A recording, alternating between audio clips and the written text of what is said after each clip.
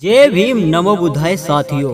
दोस्तों, आज की अपनी इस वीडियो में हम आपको बताने जा रहे हैं कि अगर बाबा साहब डॉक्टर भीमराव अंबेडकर ना होते तो चमारों दलितों का क्या होता और दलित चमार हमेशा नीच अछूत बने रहते।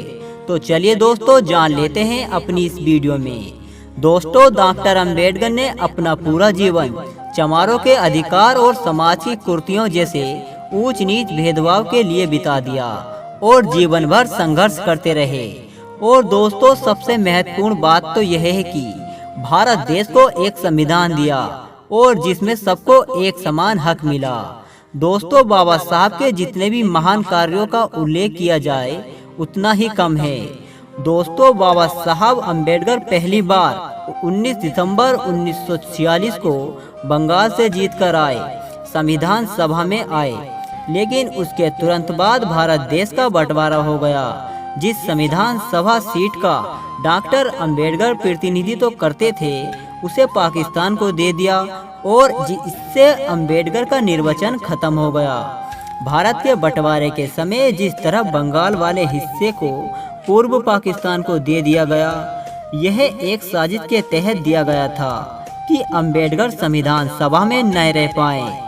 इस साजिश को ध्यान में रखते हुए डॉक्टर अंबेडकर वापस 14 जुलाई 1947 को बम्बई से जीतकर आए और इस जीत के संबंध में यह कहा जाता है कि दोबारा बम्बई से चुने जाने में कांग्रेस ने साथ दिया था।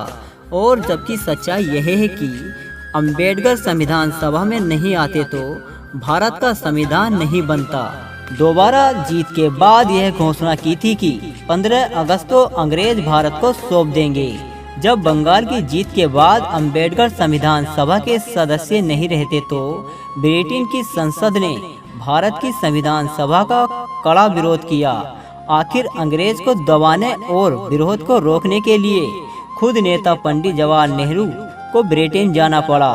उसमें ब्रिटेन के प्रसिद्ध नेता चर्चिल ने यह कह दिया था कि भारतीय लोग संविधान बनाने के लायक ही नहीं हैं, इसलिए उनको आज़ादी देना ठीक नहीं होगा।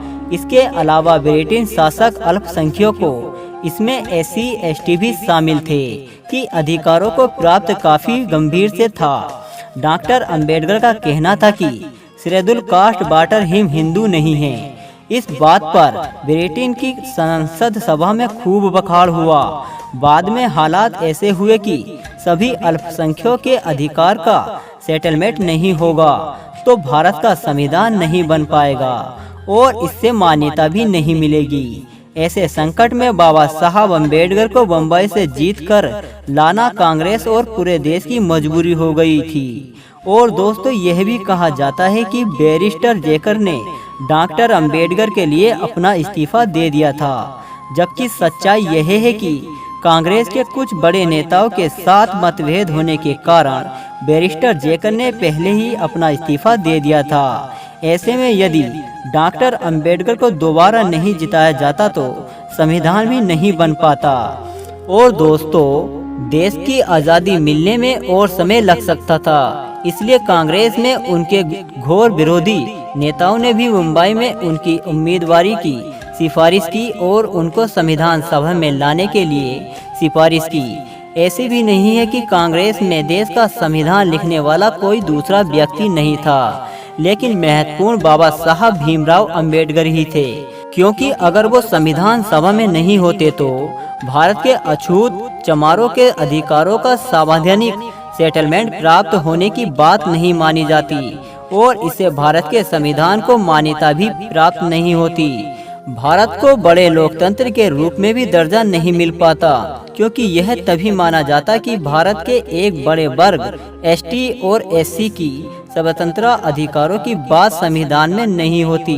दोस्तों, बाबा साहब डॉक्टर भीमराव अंबेडकर का संविधान सभा में होना बहुत ही जरूरी था। चमारों दलितों के हित और चमारों के अधिकार की व्यवस्था को लाने में बाबा साहब भीमराव अंबेडकर का बहुत बड़ा हाथ और योगदान रहा।